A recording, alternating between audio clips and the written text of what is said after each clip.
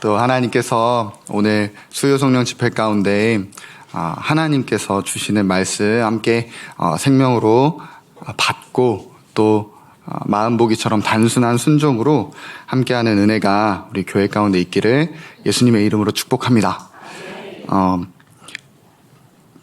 더운 여름에 시원한 냉수 얼음물을 마실 때 그 시원함 다들 아시죠? 이렇게 동의를 안 하셔도 이제 부정이 되는 건 아닙니다. 다들 아시죠? 네, 그래서 그 좋아하는 야구팀이 있으신 분들은 아시겠지만 9회 말 투아웃에 역전 말로 홈런을 끝내기 홈런을 쳐서 역전했을 때 그 시원함 딱 그 감이 오시죠? 네, 자꾸 부정을 하셔도 이제 변하지 않습니다. 또 좀 더 다가올 만한 거는 이제 대한민국 축구 국가대표팀이 이제 한일전을 하는데, 이제 한일전 하면 뭔가 우리가 모두를 사랑해야 하지만 괜히 이렇게 확 이겼으면 하는 마음이 좀 있잖아요. 대충 1대0, 2대1로 이기면 조금 괘씸하고 확 이겨버렸으면 좋겠는데, 막 대한민국 골잔치가 터져가지고 5대0으로 한일전을 딱 이겼을 때 그 나도 모르게 그 마음의 시원함 다들 아시죠? 네, 감사합니다. 또 쇼핑몰에 갔는데 내가 마침 정말 원했던 그 옷이 마침 딱 특가 할인을 해가지고 마침 딱 정말 저렴한 가격에 얻을 수 있을 때 막 마음이 환해지고 시원해지는 거 다들 경험해 보신 적 있으실 거라고 생각이 듭니다. 그렇게 마음이 시원해지는 상황들과 반대로 마음이 갑갑한 상황도 다들 경험해 보신 적이 있으실 것 같아요. 평소에 안 막히던 도로가 왜 꼭 중요한 약속이 있을 때 그렇게 막히고, 평소에는 항상 일찍 가다가 중요한 날만 되면 늦는다거나, 또 아까 말씀드린 것처럼 내가 좋아하는 스포츠팀이 아무것도 못하고 질 때 그렇게 뭔가 꽉 막힌 듯한 느낌을 요즘 세대 표현으로 이제 고구마 같다 이렇게 표현을 한다고 합니다. 그래서 고구마를 먹을 때 이게 목이 메이잖아요. 그래서 사이다가 필요하다 이런 이야기를 한다고 합니다. 그런 신앙에 대해서 오늘 함께 살펴보았으면 좋겠는데요. 신앙생활에서 처음에 말씀드린 그런 시원함을 누리고 계신 분들도 많이 계실 거라고 믿습니다. 또 어떤 분들은 그렇지만도 못할 수도 있다고 생각이 듭니다. 답답하고 뭔가 갑갑하고. 좀 비유로 설명을 드리자면 뻥 뚫려 있는 고속도로인데 앞이 아무것도 없고 막 이제 달려갈 수 있는데 이 차가 안 좋아서 시속 40km밖에 안 가는 그 답답함들, 이제 운전자분들은 뭔지 아시잖아요. 그죠? 그 생각만 해도 답답하시잖아요. 그죠? 이렇게 부정하셔도 자꾸 이렇게 부정하셔도 다 동의를 해 주십시오. 할렐루야. 네. 그런 답답한 듯한 느낌의 신앙생활을 혹은 우리가 하고 있을 수도 있을 것 같습니다. 뭔가 앞이 뻥 뚫려 있는 것 같은데 나만 확 달려나가지 못하는 것 같고, 뭔가 아무리 밟아도 나아가지 않는 엑셀처럼 뭔가 믿음으로 하고는 싶은데 앞이 뻥 뚫려 있는 것이 보이긴 하는데, 그런데 졸졸졸졸 따라가고 있는 뭔가 가기는 가고 있지만 시원하게 가지는 않는, 그래서 마음이 뭔가 답답한, 뭐 잘못하고 있는 것은 없는데 마음이 갑갑하고 느린 것 같고 답답한 것 같은 그러한 신앙일 수도 있을 것 같습니다. 오늘 말씀을 함께 보면 우리에게 주시는 주님의 마음 함께 보고 단순하게 또 순종하는 우리 교회 되기를 축복합니다. 그 갑갑한 마음의 원인은 단순합니다. 바로 삶에서 순종이 일어나고 있지 않기 때문입니다. 우리는 거듭난 자들입니다. 아멘. 네, 새 생명으로 다시 태어난 자들입니다. 그렇다고 해서 자연스러운 순종이 되어지는 것은 아닙니다. 다리가 골절된 환자들이 뼈가 붙고 나서 바로 걸을 수 있는 게 아니잖아요. 그죠? 재활 과정을 거칠 때는 뼈를 붙이는 데가 핵심이 있지 않고 그 주변에 쪼그라든 근육을 재활시키는 데 더 시간을 투자합니다. 뼈는 붙었지만 근육이 쪼그라들어 있어서 걷지 못하는 것처럼 우리의 생명도 순종할 수 있는 생명이 되었지만 저절로 순종이 되어지는 생명은 아니라는 것입니다. 그렇기 때문에 우리의 삶에서는 꾸준한 순종이 필요합니다. 아멘.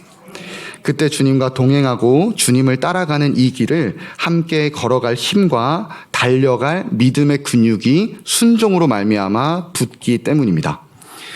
그렇다면 그 순종은 누가 할 수 있을까요? 이번 주 교회와 목사님을 통하여서 주신 주일 말씀처럼 주님이 현실된 사람이 순종할 수 있습니다. 아멘. 어떤 능력도 아니고요. 스펙도 아니고요. 개인의 차이도 아니고요. 주님의 현실된 사람이 순종합니다. 그래서 주님은 항상 순종을 말씀하실 때 양을 예로 드십니다. 양은 시력이 좋지 않아서 뭐 계획 세우고 생각할 것도 많지 않잖아요. 그저 목자의 음성만 듣고 목자의 음성만을 따라갑니다. 왜냐하면 양의 제1현실은 목자 대신 그분이기 때문입니다. 다른 거 신경 쓸 거 없이 목자만 따라가면 그곳에 푸른 초장이 있고, 목자만 따라가면 쉴만한 물가가 있고, 목자만 따라가면 사망의 음침한 골짜기를 갈 때에도 안전하기 때문입니다. 그렇게 주님이 현실된 믿음의 선배들을 우리는 성경에서 많이 알고 있습니다. 먼저 한번 다니엘을 생각해 볼까요? 다니엘은 사자굴이 현실이 아니었습니다. 그죠? 분명 현장은 사자굴이었지만 살아계신 하나님을 거뜬히 믿고 가볍게 들어갔습니다. 다니엘의 세 친구도 동일합니다. 불타는 풀무불 7배나 더 뜨겁게 한 그 풀무불도 그들에게는 현실이 되지 않았습니다. 그들의 몸에 와닿는 열기도 현실이 아니었습니다. 그 가운데 함께 하시는 하나님이 현실이었습니다. 그렇기 때문에 그냥 들어가는 겁니다. 아멘. 2달 전에 꼭 먹어야 할 것이라는 말씀을 선포해 주신 적이 있는데요. 그때 이 다니엘의 이야기를 목사님께서 해주셨던 거 다들 기억하시나요? 그러면서 이 다니엘의 승리는 가서 나온 게 승리가 아니라 들어간 것이 승리다라고 해주셨잖아요. 기억나시죠? 그 말씀을 들을 때 이제 저희 토부원양학교에서 함께 임진각이라는 곳을 갔습니다. 그래서 합숙훈련 가운데 임진각이라는 곳을 갔는데요. 임진각에 가보시면 아시겠지만 바이킹이 있습니다. 바이킹 다들 아시죠? 모른 척 하셔도 소용없습니다. 다 알고 계신 거 알고 있기 때문에 바이킹 다들 아시죠? 네, 바이킹이 있는데요. 그 바이킹을 보고 한 학생에게 주님께서 이렇게 마음에 질문을 하셨나 봐요. 너 이 바이킹이 현실이니 아니면 내가 현실이니? 그럼 이제 답이 분명하잖아요. 여러분 분명하시죠? 주님이 현실이잖아요. 그래서 마음속에 주님이 현실인데 이제 그러니까 이제 본인에게는 이 바이킹이 사자굴처럼 보이는 거예요. 그래. 그러면서 이 한 학생이 타기로 결정을 했습니다. 그래서 바이킹을 한 번도 안 타본 이 학생이 바이킹을 타기로 하고 탑승을 하여 안전바를 내리기도 전부터 엉엉 울기 시작합니다. 그래서 계속 울었어요. 계속 막 그냥 이런 게 아니라 오열을 막 난 무슨 일이 있나 싶을 정도로 오열을 막 하는 거예요. 오열을 막 하는데 같이 타기로 한 학생들이 이제 신나서 돈 내고 타는 거잖아요. 그러니까 막 신나가지고 기대를 하고 있는데 옆에서 우니까 이거 재밌어야 될지 이걸 지금 위로를 해줘야 될지 그래가지고 내려도 괜찮다고 얘기하는데 절대 내리지 않을 거라고 나는 이게 현실이 난 아니라고 주님이 현실. 할렐루야. 제가 연기를 하는 게 아니라 그래서 실제는 더 가혹한데 제가 이렇게 많이 순화시켜서 표현하는 겁니다. 그렇게 그런 상황에서 그 친구가 이제 이렇게 얘기했습니다. 나는 탄 게 내 승리야. 이렇게 말을 하더라고요. 그러고 나서 타는 동안 이 순종의 기쁨을 누렸을까요? 더 울었습니다. 얼마나 소리가 큰지. 그렇게 현실이 되면 순종합니다. 아멘. 다니엘과 세 친구뿐일까요? 또 우리 학생뿐일까요? 모세 형님 생각해 보면 홍해에서 그 앞에는 홍해 바다가 있고 뒤에는 바로의 군대가 쫓아오는데 그게 현실이 아니었잖아요. 그래서 주님께 묻고 구했을 때 주님께서 앞에 지팡이 들면 내가 홍해 바다 열어줄 거야 라는 말씀에 그대로 순종했잖아요. 그죠? 그리고 다윗은 골리앗 앞에서 모든 어른들과 형들, 선배들이 다 두려워가지고 겁먹어가지고 하나님의 이름을 골리앗이 떵떵거리면서 욕을 하는데 거기에 아무것도 못하고 있는 그 자리에서 이 소년 다윗이 어이가 없는 거예요. 아니 하나님이 현실인데 어떻게 하나님 욕을 하는 걸 보고 무섭다고 안 나가냐. 그러면 이 어른들이 그러면 이 각성을 해가지고 맞아 하나님 현실이지 우리가 해야 되는데 이 어른들이 그럼 네가 가라 이렇게 해가지고 웃기잖아요. 그래서 자기네들 갑옷을 주는데 안 맞아요. 너무 작아서. 그런 다윗이 물맷돌 하나 들고 나가서 만군의 여호와의 이름으로 나가서 골리앗 얼마나 컸겠어요. 그 거인족이잖아요. 얼마나 컸겠어요. 골리앗 앞에 가서 단순하게 우리식으로 표현하면 내 현실은 하나님이야 딱 외치면서 골리앗에게 나아가지 않습니까? 그죠?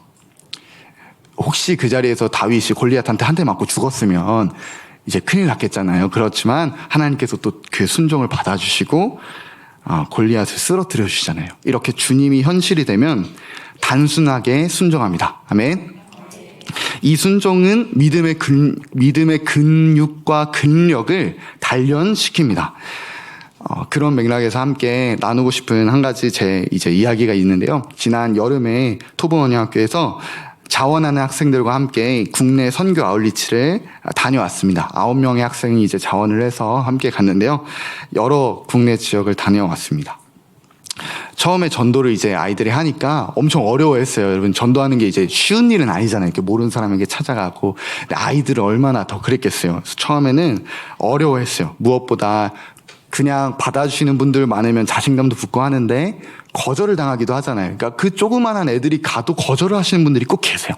막 나쁘게 말하고 그런 따가운 시선을 보내면 쭉 늘어져서 와서 선교사님한테 와서 저는 너무 힘들다고 또 거절당했다고 그런 상황들도 많이 있었습니다.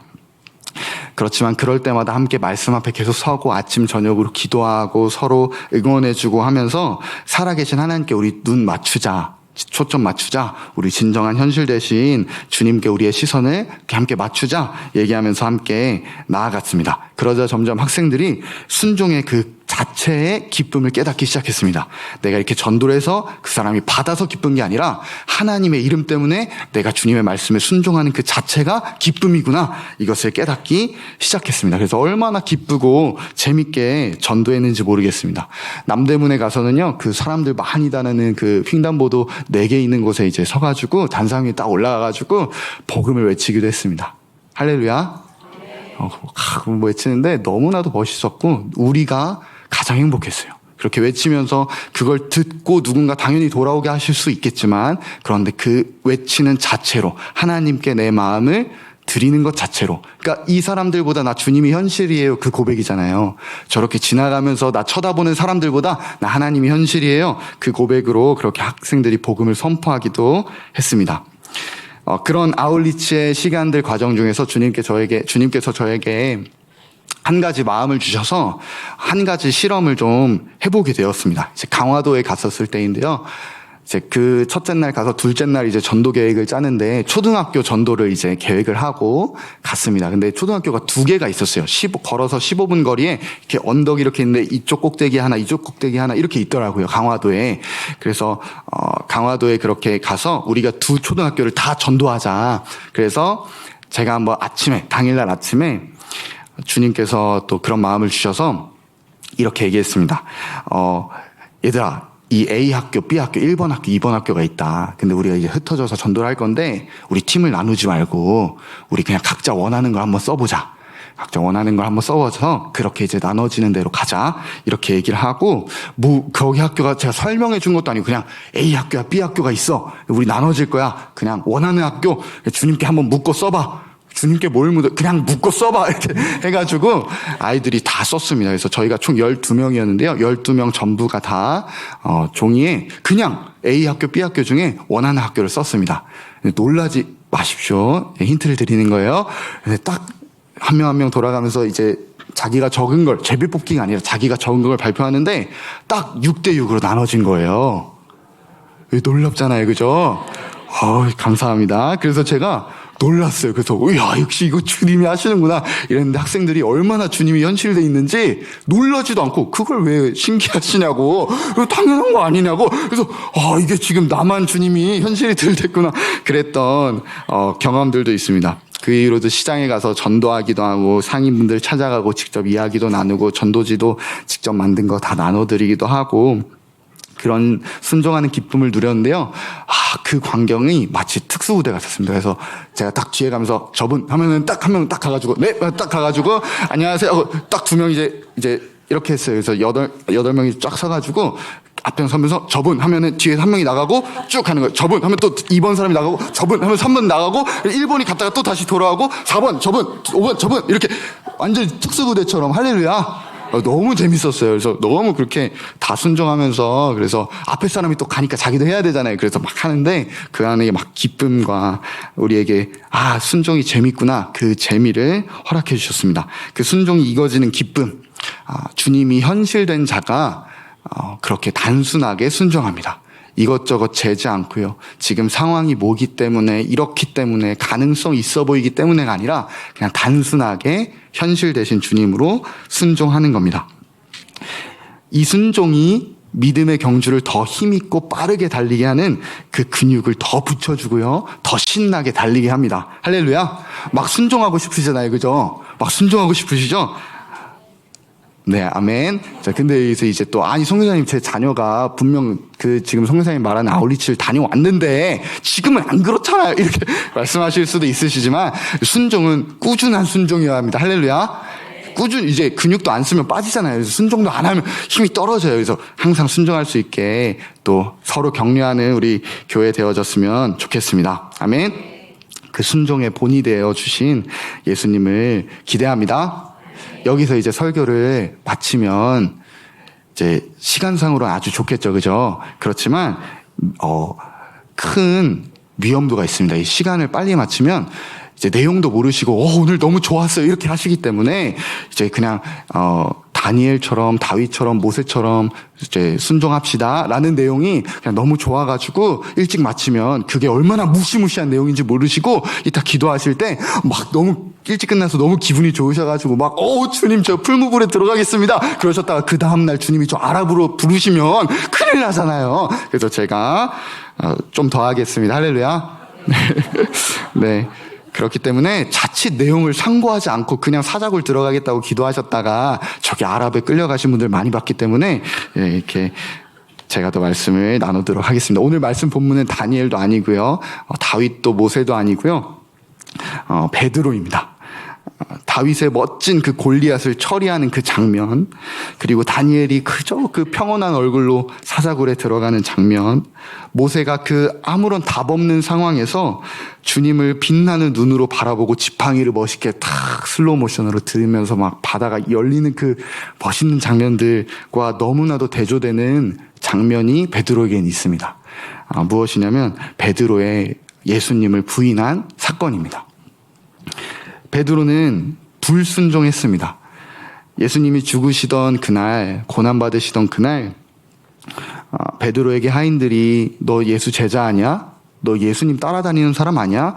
너 내가 예수님, 예수 저 잡으러 갔을 때 너 옆에 있는 거 내가 봤는데? 라는 그 말들 앞에 베드로의 현실은 예수님으로 믿어지지 않고 그 죽을 것 같은 상황이 현실로 다가왔습니다. 그래서 예수님을 부인합니다. 그죠? 그리고 부인하는 것뿐만 아니라 예수님을 저주합니다.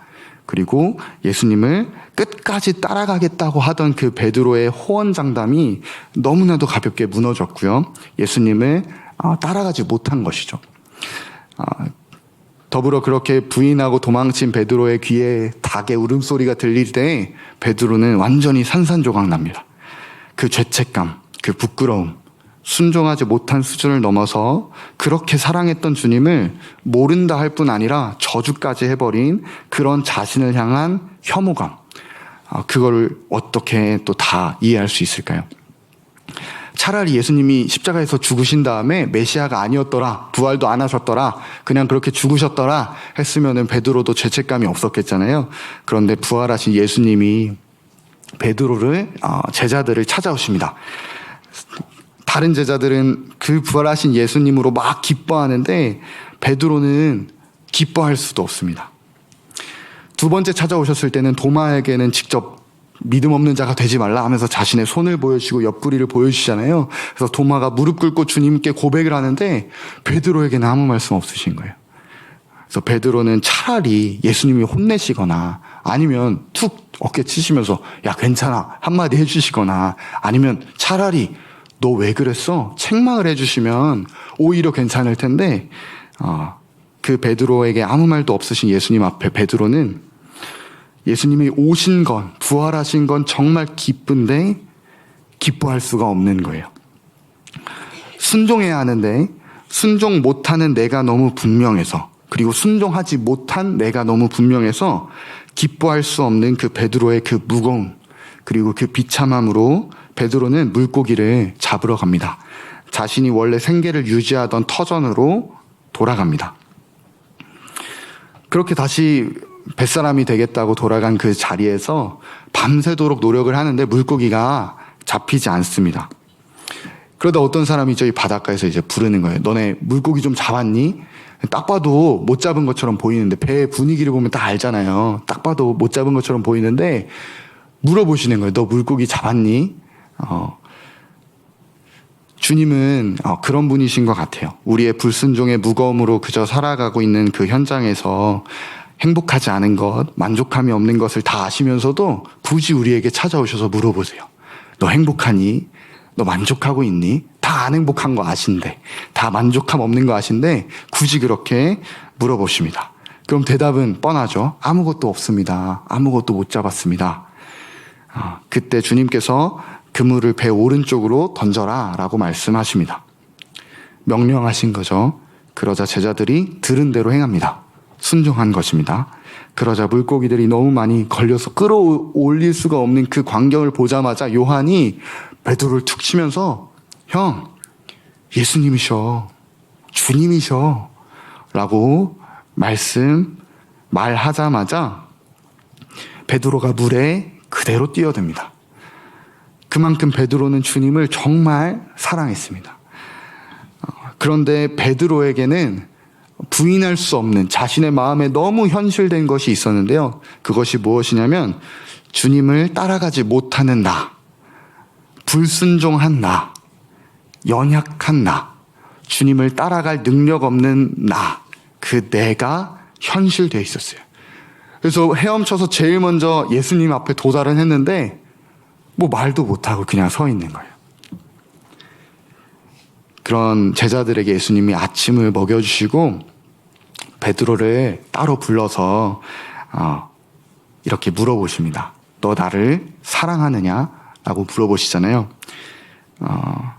이 질문의 의미를 묵상하면서 정말 주님께서 우리의 현실감을 바꿔주시는 것임을 너무 선명히 보게 되었어요.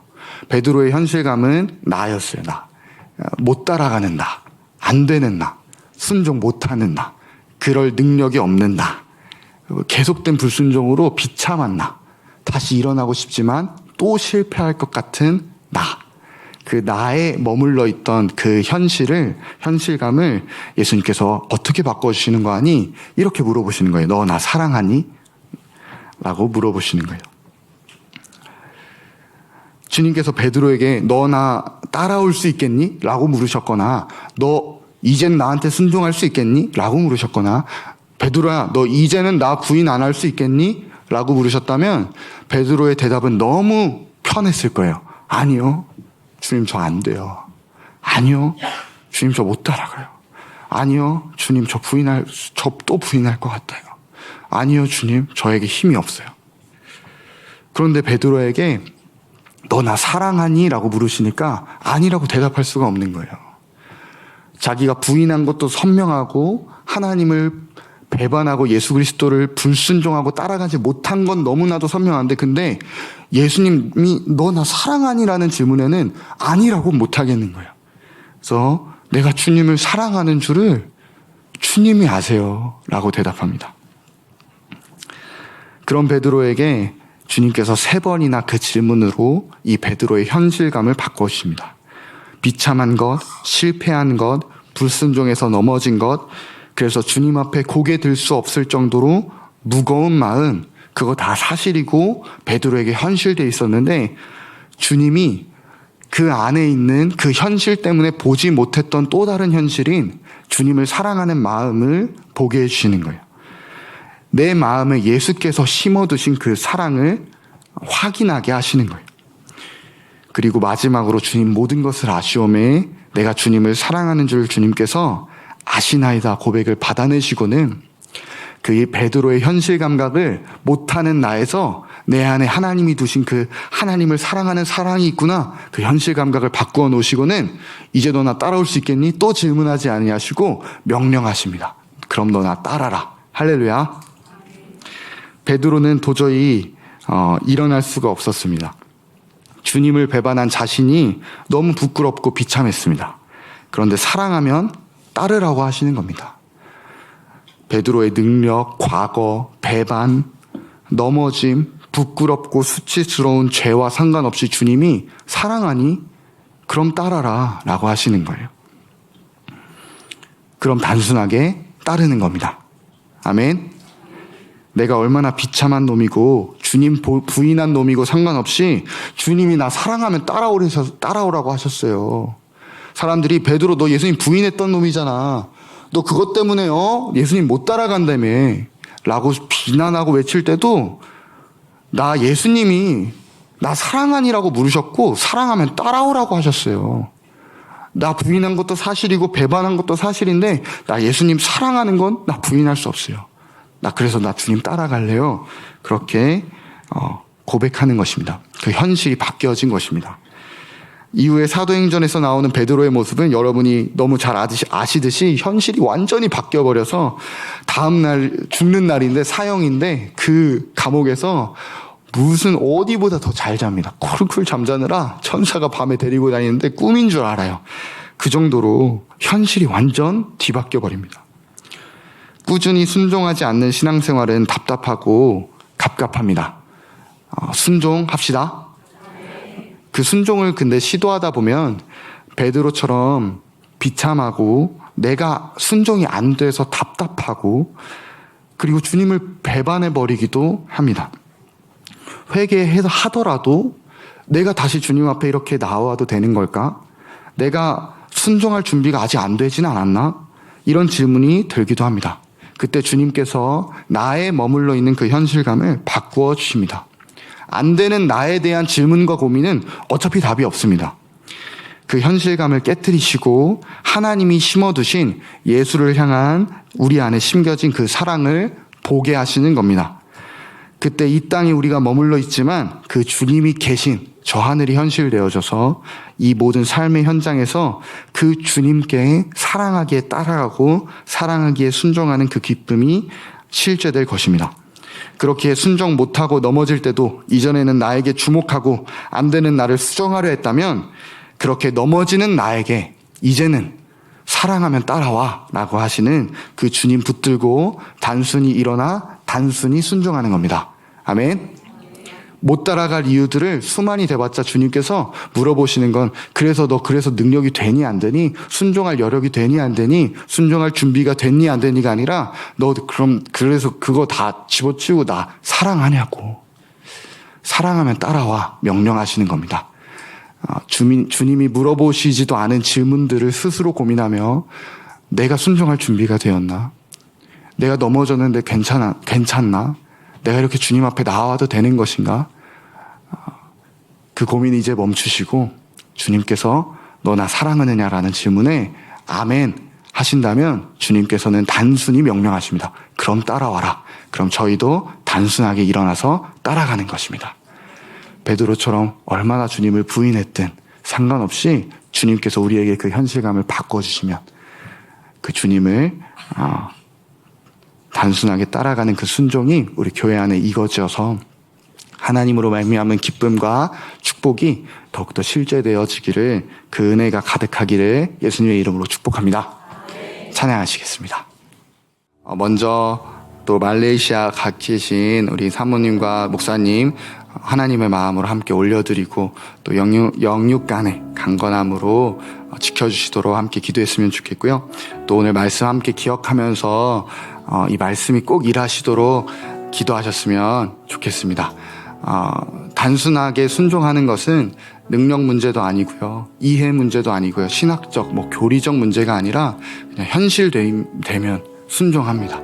내 앞에 있는 게 골리앗이든 홍해든 사자골이든 풀무불이든 주님이 현실이면 순종하는 것입니다.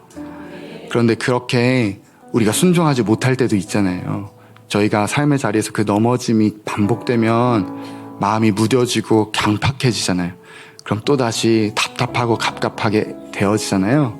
그런데 그런 베드로에게 주님께서 찾아와셔서 다시 물으셨던 질문이 너 이제는 풀무불 들어갈 수 있겠니? 사자굴 들어갈 수 있겠니? 홍해 앞에 설 수 있겠니? 골리앗 앞에 나아갈 수 있겠니가 아니라 너 나 사랑하느냐? 물어보셨던 것처럼 오늘 우리에게 주님께서 물어보시는 질문은 나 사랑하느냐? 그 질문 앞에 꼭 함께 섰으면 좋겠습니다. 사랑한다는 고백에 아니요란 대답이 나오지 않으시면 단순히 일어나서 따르는 거예요.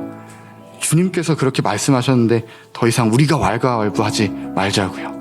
주님께서 따르라 하셨으니까. 그런 맥락 속에서, 그런 마음 속에서 함께 결단했으면 좋겠는 내용들이 있습니다. 사랑하는 교회에게 주님께서 교회를 통하여서 또 리더십을 통하여서 함께 허락해 주신 순종의 내용들이 있습니다. 몇 가지만 말씀드리면, 아침에 일어나면 무릎 꿇고 기도하는 것, 밤에 자기 전에 또 무릎 꿇고 기도하는 것, 또 삶을 나누는 것, 하나님의 시선을 늘 확인하는 것, 그리고 재정 관리를 가르쳐 주시는 것, 예절 교육을 실행해 주시는 것, 그리고 돈 이제 서로 거래하지 않는 것, 다들 아시죠? 그리고 댓글 찬양 함께 하는 것, 그런 기본적인 순종들이 삶에서 놓쳐지고 있으면 절대 큰 순종 못 드려요. 기본적인 순종부터 함께 되지 않는데 말씀으로 난 이렇게 순종하겠습니다. 그런 태도가 있으면 매우 위험하다고 생각합니다. 우리 교회에게 허락하여 주신 기본적인, 우리 삶의 가장 기본적인 거잖아요. 가장 삶의 이 기본적인 것부터 내일로 끌고 가지 마시고 오늘부터, 오늘 잠에 들기 전부터 단순하게 무릎 꿇고 기도하시고, 아침에 일어나면 무릎 꿇고 기도하시고, 그리고 저희 댓글 찬양하는 것도 함께 마음 써서 주님께 단순하게 주님 사랑하는 마음으로 함께 했으면 좋겠습니다. 저희 토브가 20명이고 교역자분들까지 하면은 한 30명 정도 되는, 30분 정도 되시는데요. 제 최근 5주간의 댓글 기록을 이제 통계를 내봤습니다. 평균 댓글 개수가 40개예요. 그러니까 항상 쓰시는 분들을 제외하면은 10분 정도만 쓰시는 거예요.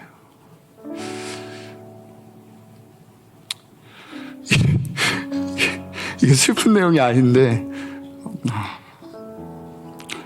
이런 단순한 것에서 놓쳐지는 것부터 우리 함께 돌이킵시다. 함께 이런 작은 것 하나하나, 정말 일상의 하나하나 교회에게 허락하여 주신 순종의 내용들, 주님 앞에 놓쳐지지 않는 것, 이런 것 하나하나 놓쳐지는 것이 우리의 신앙을 갑갑하게 만들고 답답하게 만드는데, 우린 자꾸 다른 걸 찾아요. 뭔가 더 큰 순종을 드려야 될 것 같고, 더 많은 믿음의 막 터지는 기도를 해야 될 것 같고, 아니, 단순한 순종부터 함께하며 그렇게 세워지는, 기쁨으로 세워지는 우리 하나님 보시기에 참 좋았더라 교회 되었으면 좋겠습니다. 시간 기도하실 때 그 순종이 우리에게 이거죠. 그 기쁨으로 달려가는 그 은혜 함께 구하며, 그런 우리에게 오늘 말씀으로 물어보신 주님 앞에 사랑합니다 고백하며 함께 기도하는 시간 함께 갖도록 하겠습니다. 저희 함께 사랑하는 주님의 이름 크게 부르짖고 함께 소리내서 기도하도록 하겠습니다. 기도하시겠습니다. 주님! 사랑하는 하나님 아버지, 감사합니다. 우리가 넘어졌을 때도요, 스스로 순종의 능력이 없다 여길 때도, 순종의 무언가를 갖추어야 하나 고민할 때도 우리에게 사랑하느냐 물어보시고 사랑하면 따르라고 단순하게 명령하여 주심에 감사합니다. 그 앞에 단순하게 순종하는 우리 심령 허락하여 주시옵소서. 하나님, 다니엘에게 사자굴이, 다윗에게 골리앗이, 모세에게 홍해가 아무것도 아니었던 것처럼 주님이 현실이어서, 더 큰 주님이 제1현실 되어주셔서 아무것도 아닌 상태로 순종하였던 것처럼 우리도 그렇게 순종하고 싶습니다. 하나님, 먼저 교회에 허락하여 주신 가장 단순한 것들부터 순종하기 원합니다. 우리의 무너진 순종을 회복하게 하여 주시옵소서. 하나님, 가정에서부터, 언어에서부터, 단순한 가이드서부터, 댓글을 쓰는 것에서부터, 말씀 나눔하는 것에서부터, 아주 단순한 순종에서부터 우리 먼저 순종하게 하여 주시옵소서. 그리하여 하나님으로 말미암는 기쁨 가운데 달려갈 수 있는 믿음의 근육을 허락하여 주셔서 하나님 아버지 앞에 기쁨으로 달려가 제1현실 되신 예수 그리스도로 말미암아 친밀한 교제 누리며 그 주님과 동행하는 기쁨 맛보는 교회 되기를 원합니다. 하나님, 스스로에게 고정되어 있는 현실감 바꿔주셔서 감사합니다. 안 되는 나 주목하지 않겠습니다. 부인한 나, 넘어진 나, 연약한 나, 순종할 준비가 안 된 나 주목하지 아니하고 하나님 내 안에 두신 주님 사랑하는 그 소원, 주님을 사랑하고 싶어하는 그 원함 확인하며 그 원함 있는 자에게 주님께서 그럼 너 나 따라라, 너 나 사랑하지? 그럼 단순하게 따라와 하시는 말씀에 내 계산기 집어 던지고 나의 자격, 나의 능력 따지는 것 집어 던지고 그저 주님이 말씀하시는 말씀 앞에 단순히 순종하겠습니다. 단순히 주님 따라가겠습니다. 그때 부어주시는 하늘의 기쁨, 하늘의 평화로 이 우리가 만나는 모든 상황에서 열매 맺으며 하나님의 기쁨 되어지는 교회 되게 하여 주시옵소서. 감사드립니다. 우리의 현실이신 가장 큰 유일한 가장 기쁨 되어지는 가장 아름다운 현실이신 예수 그리스도의 이름으로 기도드립니다. 아멘.